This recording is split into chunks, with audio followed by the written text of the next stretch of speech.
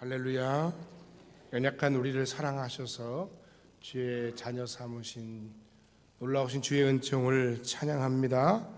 또 우리를 이렇게 사랑이 풍성한 따뜻한 교회 공동체의 가족으로 삼아주심도 또한 감사합니다. 우리 옆 사람과 함께 인사합시다. 주님의 이름으로 당신을 사랑하고 축복합니다. 할렐루야. 여러분들은 모두가 다 성음교회의 가족입니다. 이 가족의 구성원에 포함된 것을 여러분 얼마나 깊이 생각하고 감사하는지 참 궁금합니다. 자주 말씀드립니다만 우리의 만남은 결코 우연이 아닙니다. 그렇다고 유행가 가사처럼 바람도 아닙니다. 그것은 하나님의 섭리입니다. 이 교회를 붙들고 계신 분은 성령이십니다. 성령의 은혜와 능력으로 이 교회가 세워져 가고 있는 것입니다. 그리고 이 교회를 위해 수고하고 애쓰고 땀 흘리는 수많은 성도들의 보이지 않는 그 수고와 눈물과 기도가 있기 때문에 이렇게 오늘 우리가 예배하고 이 교회가 유지되고 지탱되어 나가는 겁니다. 그러니까 성령께서 역사하시고 그 안에서 순종하는 하나님의 종들이, 하나님의 사람들이 열심으로 사랑으로 섬기기 때문에 그냥 잔잔한 것 같으나 고요하게 가는 것 같으나 그 보이지 않는 영적인 치열함 속에서 이 교회가 유지되고 있다는 사실입니다. 오늘 저는 성령 안에서 최선을 다해 충성하는 성도들에게 격려의 말씀을 드리고 싶습니다. 하나님은 우리를 매일같이 혼만 내시는 하나님이 결코 아니십니다. 하나님께서 우리 교회의 현재의 모습, 현재 공동체의 모습만으로도 충분히 기뻐하시고 충분히 영광 받으시는 줄로 믿습니다. 할렐루야. 제가 왜 이런 생각을 했냐면 제 마음 가운데 조급함이 있었어요. 좀 빨리 좀 나타내고 싶은데, 누구에게? 하나님께 빨리 우리가 좀 뭔가를 좀 해내고 싶은데, 성도들에게 빨리 좀 결과물을 좀 보여주고 싶은데, 세상의 사람들에게 성음교회의 진정성을 좀 보여주고 싶은데, 그런데 성령께서 저의 마음 가운데 말씀하시고 깨닫게 하신 건 뭡니까? 조급하지 말라는 거예요. 조급하지 말라는 거예요. 나는 지금 이 모습만으로도 참 무척 기쁘다. 여러분, 최선을 다해서 뭔가 자신의 삶을 준비하고 미래를 위해서 땀 흘리고, 지금 부모가 보기에는 지금도 참 그래도 네가 조금 부족하긴 해도 아무튼 열심히 하고 있구나 하는 그 모습만으로도 사실은 부모가 자녀를 보면서 굉장히 기특하고 기쁜 겁니다. 근데 자녀가 계속해서 와서 이렇게 얘기하는 거예요. 너무 미안해요. 너무 죄송해요. 좀 더 보여드려야 되는데, 조금 더 잘했어야 되는데, 이것밖에 못해서 죄송해요. 그럼 뭐라고 얘기합니까? 여러분, 부모로서 뭐라고 얘기하시겠습니까? 예? 나이가 어린 자녀라면 건강하게만 자라다오. 믿음 안에서, 말씀 안에서 마음으로, 영적으로, 육신적으로 건강하게만 자라다오. 할렐루야. 그게 진짜 부모 마음이에요. 자꾸 욕심 부리지 마세요, 여러분. 뭘 얼마나 그렇게 자꾸 욕심을 부리세요? 하나님도 마찬가지십니다. 우리의 인생의 성공과 실패 혹은 우리의 사역에 연약함에도 불구하고 하나님은 먼저 기본적으로, 그럼에도 불구하고 네가 성공했든 네가 실패했든 나는 너를 사랑한다. 나는 내 편이다. 나는 뒤에서 너를 힘있게 응원한다. 할렐루야. 오늘 하나님께서 분명 우리 성음교회를 향해서도 물론 부족한 것은 많겠지만 이런 응원을, 이런 격려를 하고 계실 줄로 믿습니다. 그게 제 마음 가운데 저의 생각이 있어요. 왜냐하면 제가 너무 생각이 많고 뭔가 교회의 비전과 교회의 미래와 또 벌려놓은 많은 일들과 이런 것들을 하나하나 하는데 해야 할 일이 너무 많은 거예요. 시간이 없을 정도로 그대로 스케줄대로 돌아간다면, 그런 저에게 그런 깨달음과 그런 말씀을 주셨습니다. 그러면서 오늘 본문을 통해 하나님께서 또한 우리에게 하시고자 하는 중요한 핵심적인 메시지가 있습니다. 한번 따라합시다. 성령이 하나 되게 하신 것을 힘써 지키라. 할렐루야. 이것이 또한 중요합니다. 하나님께서 야 나는 내 편이고 너를 응원해 하시면서 우리에게 정말 중요하게 말씀하시는 것, 우리가 뭔가 큰 하나님의 일을 감당한다는 빌미로 사람들과 하나 되지 못하고 사람들과 분열하고 싸우고 뭔가 의견이 대립되는 것보다는 조금 뭔가 천천히 가고 조금 뭔가 덜 가고 조금 뭔가 부족한 것이 보일지라도 성령께서 우리에게 기뻐하시고 바라시는 우리의 모습은 바로 하나됨이라는 거예요. 아무리 잘 살면 뭐합니까? 가정이 남편이 아무리 바깥에 나가서 돈을 많이 벌면 뭐합니까? 집안이 깨졌는데 자식이 아무리 공부 잘하면 뭐합니까? 여러분, 부모와 자식 관계가 깨졌는데 교회가 아무리 성장하고 교회가 아무리 많은 일들을 감당하고 교회가 아무리 뭐 어마어마한 일을 감당하면 못합니까? 교회에 매주같이 헌금이 막 차고 넘쳐서 야, 이 헌금을 또 어떻게 써야 될지 모르겠다 이렇게 고민한들 못하겠습니까? 차라리 좀 부족하고 가난하고 그럼에도 불구하고 서로 사랑하고 하나 되고 주님을 의지하고 믿음으로 나아가는 것이 더 중요하지 않겠습니까? 성령이 하나 되게 하신 것을 힘써 지키라 하신 이 하나님의 명령은 창조 명령이 아니라 보존 명령이에요. 그냥 아직 하나가 안 되었거나 나누어진 것을 하나 되게 하라 하시는 말씀이 아니라 성령 안에서 같은 성령을 모신 우리들이 하나님께서 우리를 이미 하나로 만드시고 하나로 모으시고 하나로 묶으셨으니 그것을 너희들이 힘써서 잘 지키는 자들이 되어야 된다 이렇게 말씀하시는 거예요. 왜? 하나 되면 교회의 본질이기 때문입니다. 하나일 때 교회이고 하나일 때 하나님께서 영광을 받으신다는 겁니다. 하나일 때 복음이 선포되는 겁니다. 그런데 여러분, 이 하나됨이 너무나도 당연하고 쉽고 중요한 일처럼 보이지만 결코 쉬운 일이 아닙니다. 성경상의 교회를 봐도 그래요. 로마 교회, 고린도 교회, 에베소 교회, 빌립보 교회, 그 모든 중요한 많은 교회 환경과 형편과 처지, 뭐 이단이 핍박하고 또는 자기들끼리 마음에 안 맞고 또는 신학적인 문제, 신앙적인 문제로 서로 다투고, 만찬 때 주의 만찬, 성 만찬 때문에 의견이 대립되고 수많은 의견들이 나눠지는 가운데 바울 사도가 그 교회들 향해서 한결같이 하는 얘기가 바로 그거예요. 오늘 본문 말씀을 통해서도 이미 말씀하셨지만 하나가 되라는 거예요. 그만큼 쉽지 않은 거예요. 오늘날의 교회, 세상의 손가락질을 당하거나 혹은 세상 사람들이 걱정할 만한, 걱정할 만큼 하나 되지 못하는 한국교회의 모습들이 있습니다. 우리 성험교회의 모습은 어떻습니까? 우리는 하나가 아닙니다 그렇게 얘기할 만큼의 어떤 큰 사건은 그동안 없었어요. 얼마나 감사한지 몰라요. 대놓고 싸우는 그런 일이 없었어요. 그러나 여러분, 그럼에도 우리 안에 뭐 정도는 있습니까? 그냥 같이 일하기 껄끄러운 사람 정도는 있어요. 일하는 방식의 서툼으로 말미암아서, 성숙하지 못함으로 말미암아서 우리가 마음에 들지 않고 마음으로 죄를 짓고 하는 경우가 있어요. 그냥 안 맞아서 싫은 경우도 있어요. 그냥 입 밖에 내지 않고 그냥 조용하게 지내가니까 그것만으로도 그래도 성숙하구나.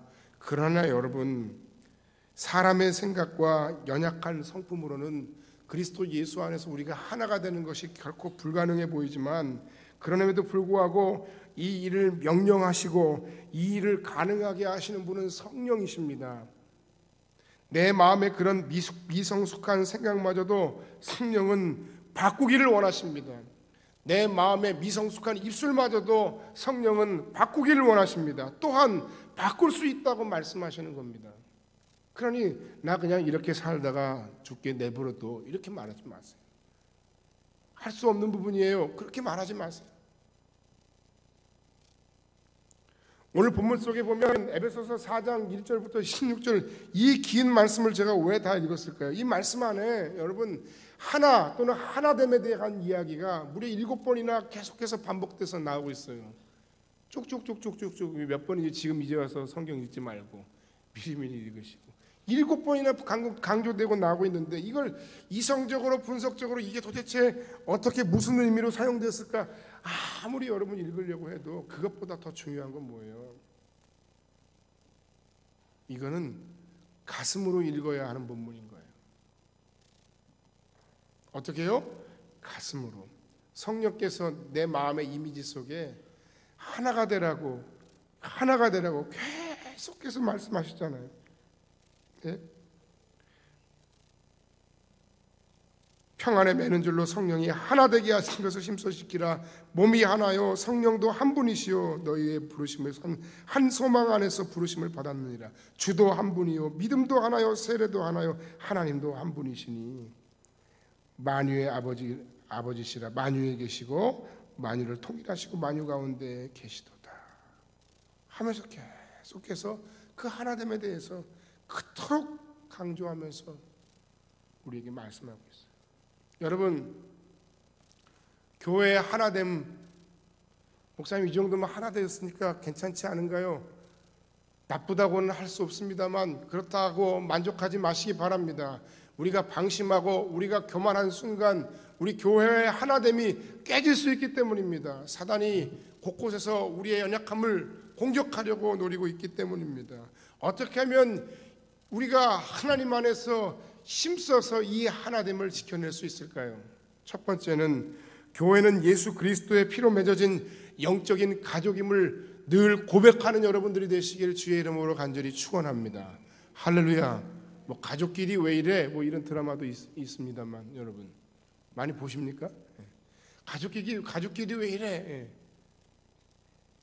결정적인 순간에 결정적인 어려운 상황 가운데 그래도 우리가 가족이잖아.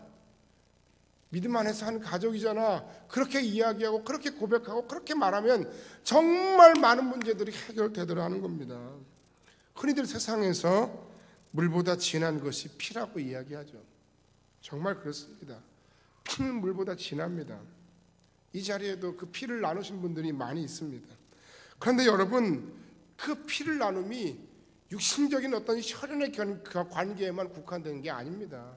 요한복음 19장 25절 이하에 보면 십자가 위에서 고난받으시는 예수께서 피를 흘리시면서 수분이 다 빠져나가시니까 너무너무 타는 목마름으로 힘드세요. 그런데 그 십자가 위에서 두 사람을 지금 바라보고 계세요.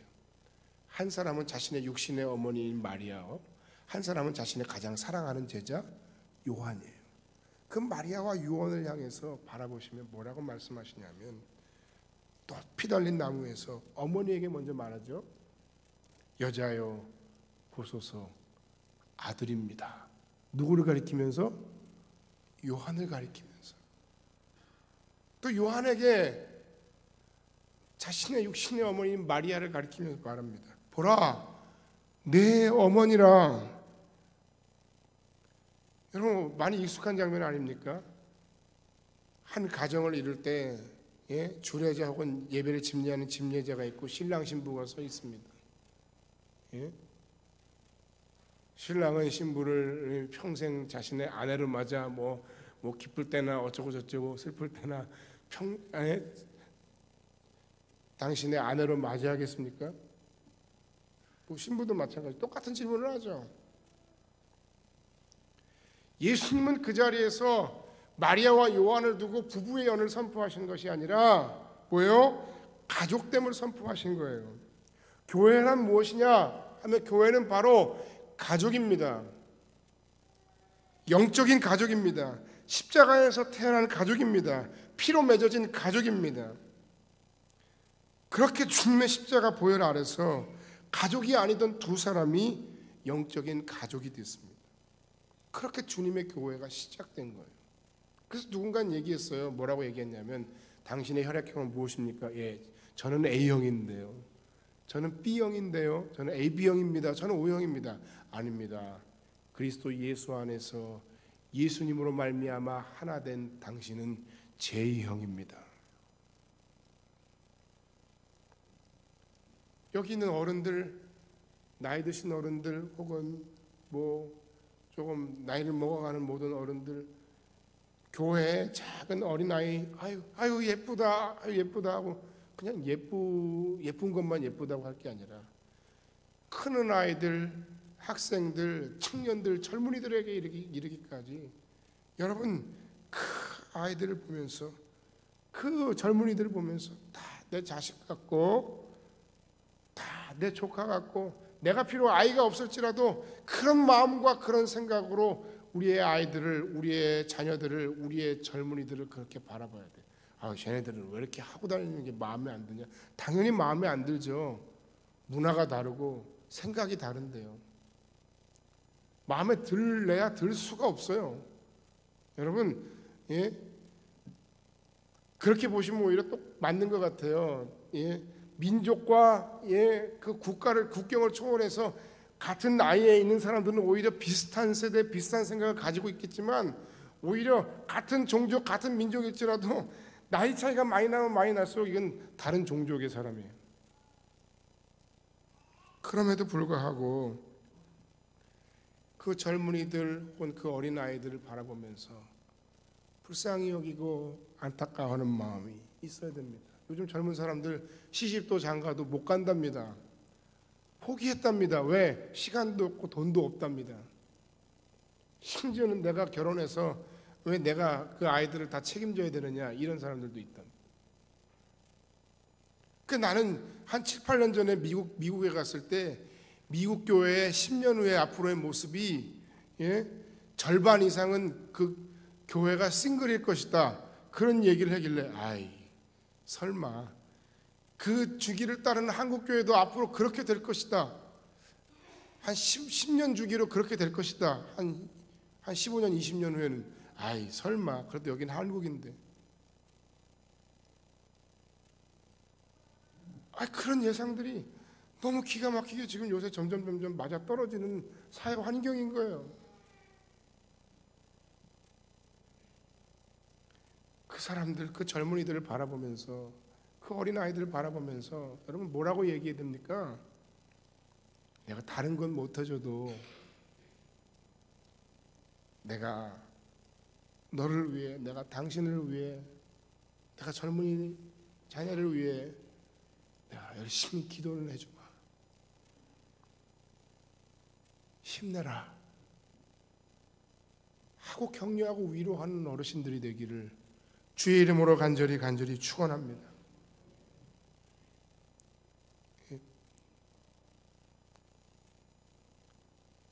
동생들, 형님들, 언니들, 우리 교회 안에 하나님께서 그리스도 예수의 피로 맺어준 귀한 동지들이 있어요. 서로 잘 챙겨주고 이해하고 주님 안에서 멋진 영적 가족을 만들어가는 그런 성음교회가 되기를 주님의 이름으로 간절히 축원합니다. 형제, 자매, 형, 언니, 동생, 이 교회예요. 여러분, 교회가 뭐냐? 그리스도 예수의 피로 맺어진 영적 가족이라고 말씀드렸잖아요. 저도 옛날에는 사실은 저도 수십 년 이 교회 문화 속에서 평생을 살아온 사람입니다만 그럼에도 불구하고 가끔 드라마나 영화 속에서 혹은 뭐 문학 작품 속에서 형제님, 뭐 자매님 그러면 왜 이래 닭살 돋게 그런 생각을 했었는데 오늘 말씀을 준비하고 생각해 보니까 그 의미가 너무 새로워요. 그리스도 예수 안에서 형제된 여러분, 자매된 여러분, 지체된 여러분, 주님의 이름으로 당신을 사랑합니다. 주님의 피로 당신과 나는 한 가족이 되었습니다. 할렐루야. 어린 사람들, 젊은 사람들도 마찬가지죠. 어른들을 잘 공경하고 섬겨야죠. 우리 부모처럼 먼저 가서 인사하고 아는 척 해드리고 그리고 손 붙잡아드리고 그분들이 해야 할 역할들을 바로 세워드리고 앞으로 교회가 걱정입니다. 한국 교회가 걱정입니다. 왜? 젊은이들이 이 교회의 문화와 이 교회의 모든 형식과 제도를 받아들이기가 너무 다른 생각과 사고방식을 갖고 있다는 겁니다. 교회가 신앙의 본질적인 것은 지키되 그들이 들어올 수 있을 만한 교회 문화로 새롭게 변화되고 새롭게 바뀌어야 할 그런 과제가 우리 앞에 분명히 있습니다. 주님 때문에 내 마음에 들지 않는 나의 모든 우리 주변의 교회 지체들, 형제들, 자매들을 내 가족으로 받아들이는 거예요. 갑돌이와 갑순이가 살았는데 갑돌이와 갑순이가 이제 결혼을 하게 됐습니다. 서로 사랑해서. 그런데 갑순이가 마음에 고민이 생겼습니다. 시아버지도 마음에 들고 그리고 갑돌이도 마음에 드는데 누가 마음에 들지 않습니까? 시어머니가 마음에 안 들어요. 거기다가 시누이도 마음에 안 들어요. 그래서 갑순이가 갑돌이가 이렇게 얘기합니다. 자기하고만 결혼해서 가족하면 안 될까? 이 가능합니까? 쟤는 빼면 안 될까? 이 가능합니까? 내 마음에 드는 내 가까운 사람, 내 주변에 있는 사람, 그 수많은 교인들 가운데 나하고 마음에 맞는 사람만 가족이고 저 사람은 아니고, 아닙니다. 주님 때문에 모두가 다 가족입니다. 그 내 마음에 들지 않은 그 사람을 위해서 예수께서 십자가 위에 달려 죽으셨습니다. 마찬가지인 거예요. 다 조금씩은 부족하고 다 조금씩은 모자라고 다 조금씩은 이해가 안 가요. 도대체 왜 저런 생각을 하는지, 왜 저런 말을 하는지, 왜 저러고 다니는지 도대체 이해가 안 가요. 머리에서 발끝까지 하나도 이해가 가는 게 없어요. 그래도 이해하고 넘어가고 용서하고 사랑하고 섬기고, 그런 사랑의 수고와 섬김과 그런 헌신이 없이는 가족이 가족으로 유지될 수가 없는 거예요.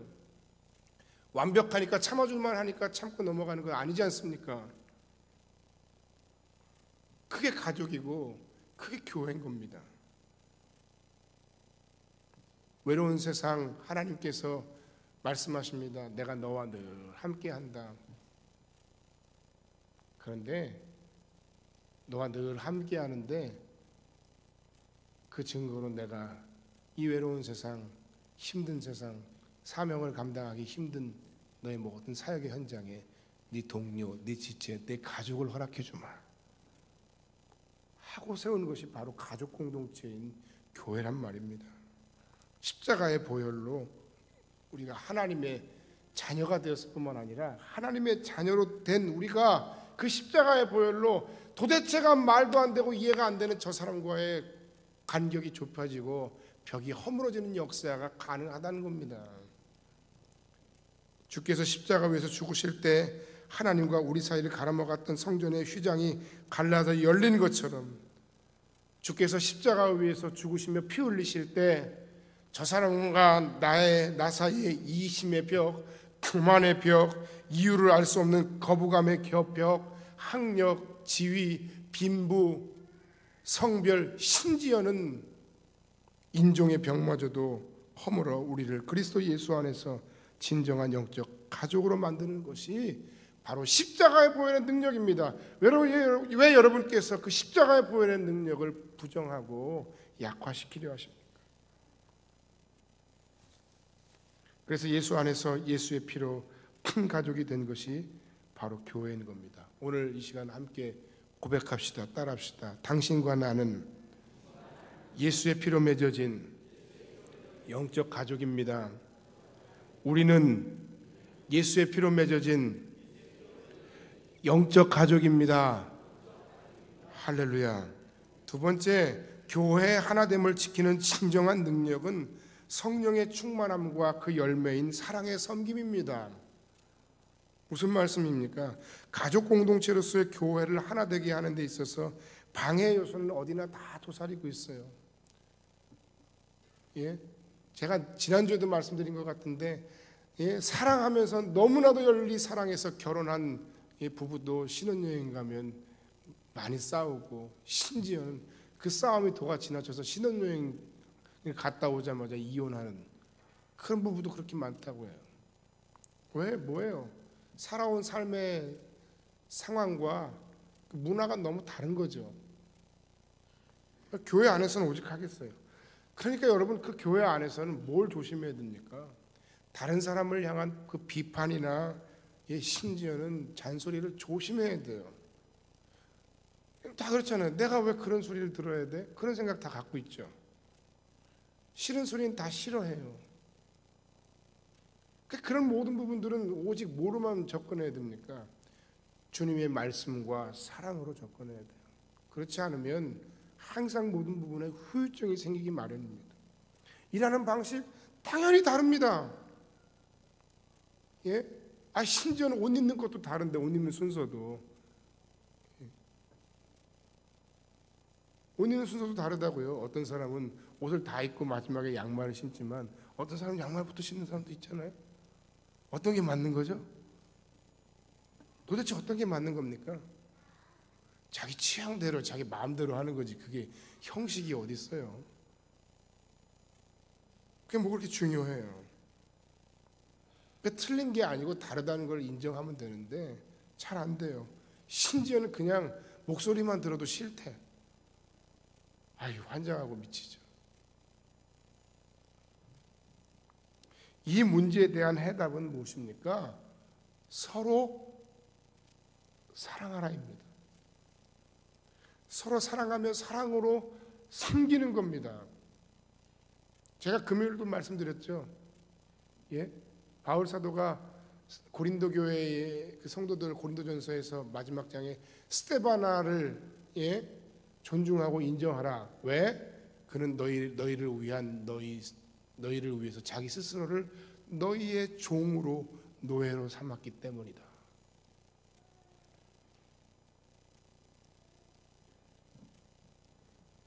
예수께서도 말씀하셨습니다. 새 계명을 너희에게 주노니 너희가 서로 사랑하라. 이로써 너희가 내 제자인 줄 알리라. 여러분, 그런데 잘 생각해 보세요. 왜 새 계명이에요? 뭐가 새 계명이에요? 구약 성경에도 율법에도 이미 하나님을 사랑하고 내 이웃을 내 몸과 같이 사랑하라는 말이 있어요, 없어요? 그런데 왜 예수님께서 왜 새 계명을 너희한테 주니까 너희들은 서로 사랑하라 이렇게 말씀하십니까? 사랑에도 정도가 있다는 거예요. 그 당시에 사람들이 생각하던 그 사랑은 예수님이 생각하고 예수님이 말씀하신 사랑과 다르다는 거, 달랐다는 거예요. 그 당시 가장 유명한 그 랍비였던 힐렐이라고 하는 사람은 그 사람의 사랑법으로 뭐라고 얘기를 했냐면, 은율이라고도 얘기를 하는데, 네가 싫은 것은 남에게도 하지 말라. 그것도 사랑이라는 거예요. 그것도 소극적인 망정 사랑이었다는 거예요. 사람들이 생각하는 그 당시의 사랑이 그거였다는 거예요. 그런데 예수님의 사랑은 뭐예요? 남에게 받고자 하는 대로 내가 먼저 사랑하라는 거예요.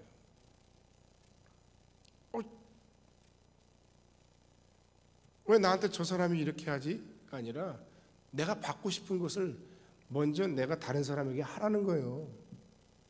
그게 예수님의 사랑법이에요. 심지어 예수님의 사랑법은 뭐예요? 자신을 대속물로 희생양으로 온 인류를 향한 하나님의 어린 양으로 자신을 내어주셨잖아요. 목숨까지 아까워하지 않고 내어주셨잖아요. 바로 예수님이 말씀하신 그 사랑은 서로 사랑하고 섬기라는 말씀의 의미에서의 사랑은 이거예요. 근데 여러분, 우리가 그 서로 사랑하라는 것의 의미를 여러분 어떻게 생각했습니까? 그냥 나는 그냥 저 사람하고 표면적으로 안 싸우는 것만으로 나는 내 할 일을 다 하고 있으니까 더 건들지 마세요. 예수님께서 우리에게 말씀하신 사랑은 그런 사랑이 아니잖아요. 원수까지도 사랑하고, 한쪽 뺨을 때리면 다른 뺨을 내어주고, 우리를 가자면 심리를 가고. 그게 예수님의 사랑이 그게 어렵잖아요. 그리스도인으로서의 합당한 삶, 교회다운 교회의 모습. 여러분, 에베소서 4장 1절에도 그러므로 주 안에서 갇힌 내가 너희를 권하노니 너희가 부르심을 받은 일에 합당하게 행하여 2절과 3절 모든 겸손과 온유로 하고 우리 참음으로 사랑 가운데서 서로 용납하고 평안에 매는 줄로 성령이 하나 되게 하신 것을 힘써 지키라. 어떻게 힘써 하나됨을 지키느냐? 사랑함으로. 그 사랑함이 뭐라고요? 합당하게 행함이라는 거예요.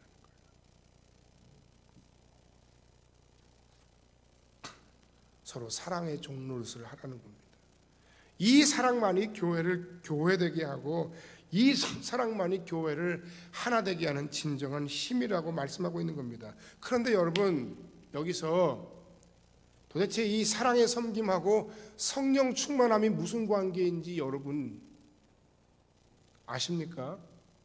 여러분 알아야 돼요. 이걸 알아야 돼요, 여러분.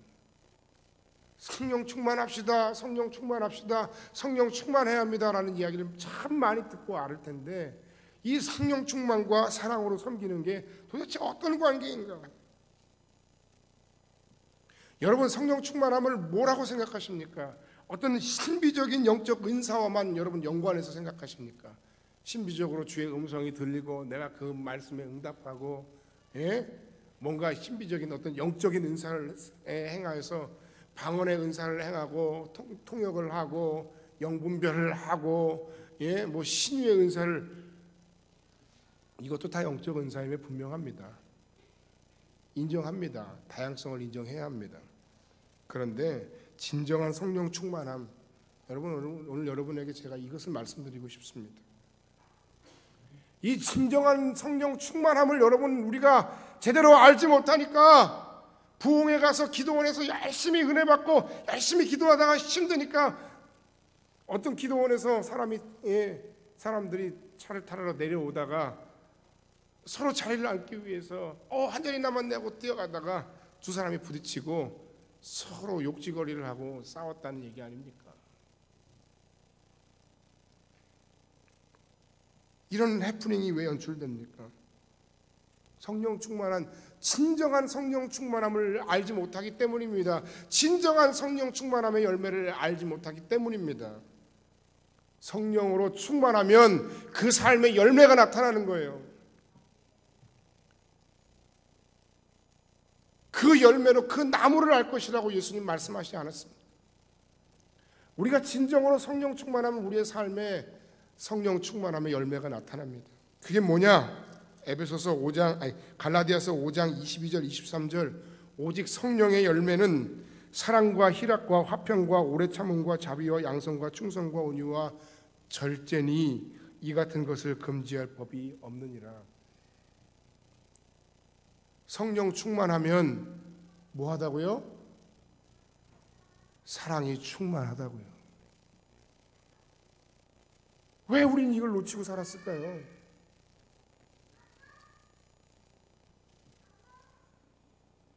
나 성령으로 충만한데 다른 사람을 사랑할 마음이 안 생겨요. 그럼 여러분 진정으로 성령으로 충만한 사람이 아닌 거예요. 분명하게 얘기합니다. 여러분 그건 성령 충만한 게 아니에요. 성령 충만하세요. 말씀도 사모하고 열심히 기도해서 여러분 성령으로 충만하세요. 그리고 그 충만함으로 여러분 사랑하며 사세요. 사랑하며 섬기며 사세요. 그게 진정한 성령 충만함의 열매예요. 성령도 충만하고 그래서 믿음도 충만한데 그런데 성령 충만하여 일한다는 그 사람이 돌아다니는 곳곳마다 여기저기서 사람들이 죽어나가요. 천사자가 생겨요. 사람이 상처를 받고 나가 떨어져요.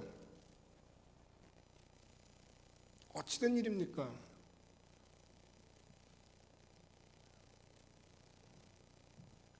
진정한 성령 충만함을 추구하고 사모하시기 바랍니다.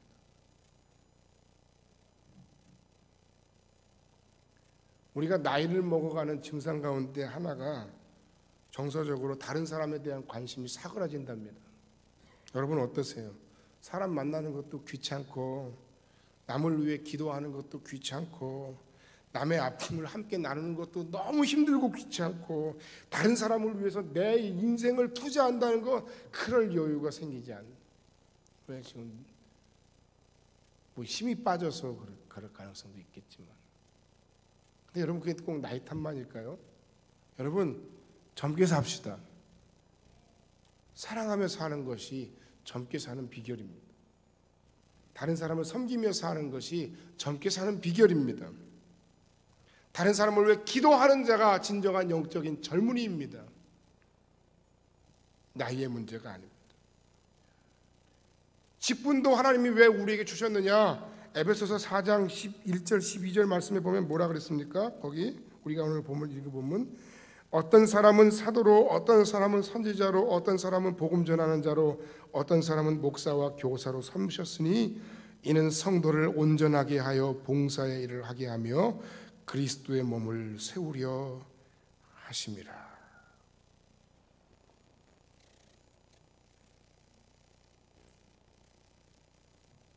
목사를 왜 목사로 세우셨다고요? 제가 금요일도 말씀드렸는데 섬기라고.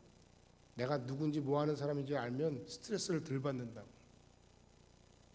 여러분 왜 하나님께서 여러분에게 직분을 주시고 은혜를 주시고 사명을 주시고 뭔가 다른 사람에게 주지 않은 귀한 놀라운 것들을 허락하셨는가? 그걸 잘 생각해 보세요. 그걸 놓치지 마세요. 진정한 교회의 아름다움은 바로 이런 성령 충만한 영혼들의 섬김으로 가능한 거예요. 숫자가 1000명이면 어떻고 5000명이면 어떻고 10,000명이면 무슨 상관입니까? 100명이면 또 어떻습니까? 주의 복음을 우리가 죽어가는 영혼들에게 힘써 전해야죠. 믿는 사람들을 야 우리 교회 더 좋으니까 우리 교회 많이 와 해서 어느 날 갑자기 교회가 하루아침에 딱 세웠는데 모이자마자 700명 1000명 되더니 부흥의 역사가 나타났다. 그거 하나님이 기뻐하시는 거 아니에요. 더 중요한 건 무엇입니까? 진정한 그리스도 예수의 복음이 선포되고 그 안에서 믿지 않은 죽어가는 영혼들이 살아나고 그리고 그 속에서 진정한 그리스도 예수의 사랑으로 섬길 수 있는 성숙한 그리스도 예수의 사람들이 세워져 가는 것, 그것이 진정한 교회의 교회다움입니다.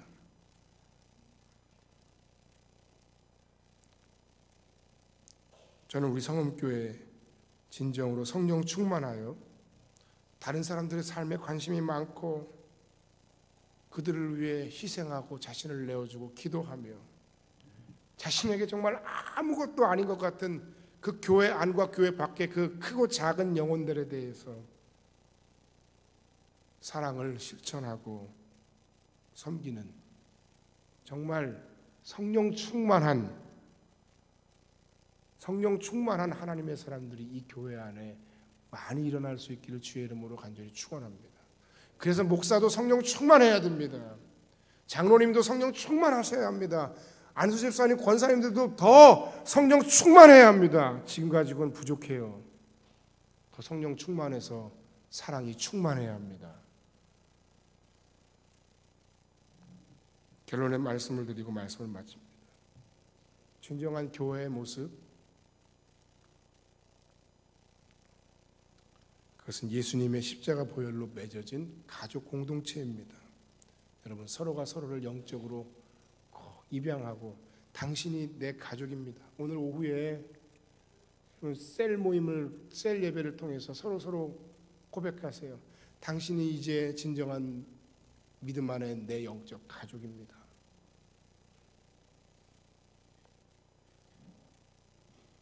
자꾸 선 긋지 마세요. 자꾸 담 쌓지 마세요. 그건 초등학생 때 짝꿍끼리 하는 거죠. 줄 그어놓고. 요새는 책상이 그렇게 안 생겼나요? 어떻게 생겼는지 모르겠는데 교회에게 주어진 특권적인 사명, 영적인 코이노니아, 영적인 교제의 풍성함을 통해서 외로움과 아픔과 소외를 그리스도의 사랑과 성령의 충만함으로 치유하는 교회가 되기를 소원합니다. 그 힘으로 세상을 향해 열려있는 교회, 이것이 진정으로 건강한 교회 공동체입니다. 다 같이 기도하겠습니다.